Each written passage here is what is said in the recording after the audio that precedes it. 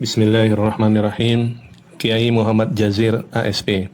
Menjelang akhir usia, Kiai Jazir seolah ditampakkan kehidupan selanjutnya, maka beliau ingin menceritakan itu dalam beberapa seri dan meminta direkam sebagai tausiah. Kita beruntung hidup sezaman dengan seorang mujahid penjaga masjid.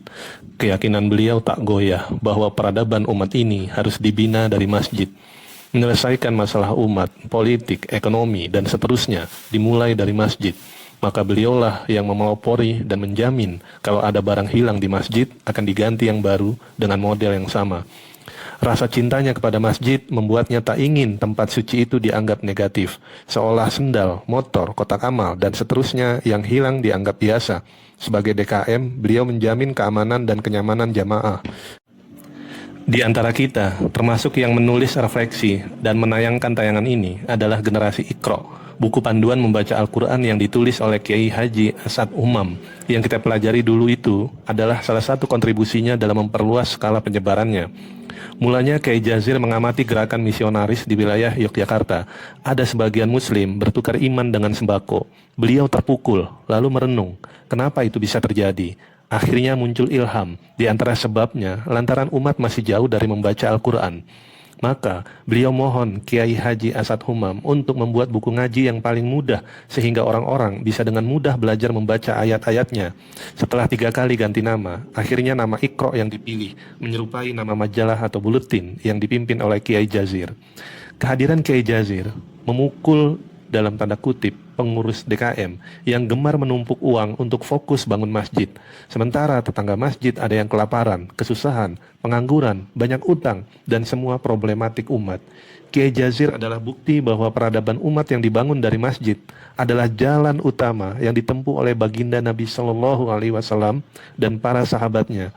Begitu banyak kebaikan yang bisa diceritakan ulang sebagai pelajaran. Jika boleh membuat simpulan, Kiai Jazir mengikat sejumlah prinsip, yakni masjid, Al-Quran, dan solusi umat.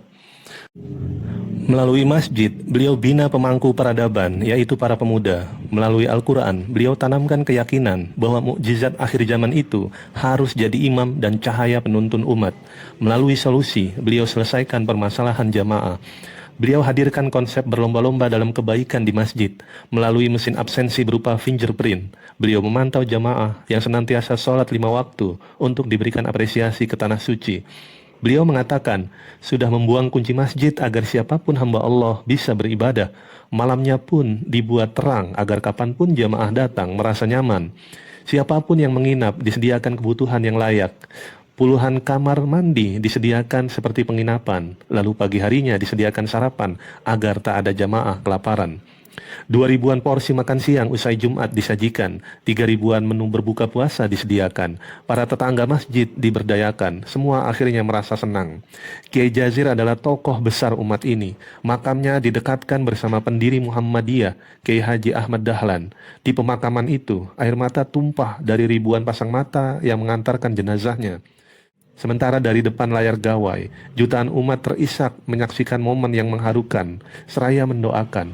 Semua seakan ingin mengucap bahwa beliau ahlul khair. Sugeng tindak Pak Kiai Muhammad Jazir ASP. Allahumma gfir lahu, warhamhu, wa'afihi, wa'afu anhu, waja'alil jannata mathwahu. Semoga keluarga yang ditinggalkan diberikan kesabaran. Amin ya Rabb. Bandung 25 Desember 2025. Ditulis oleh Sulung Nov.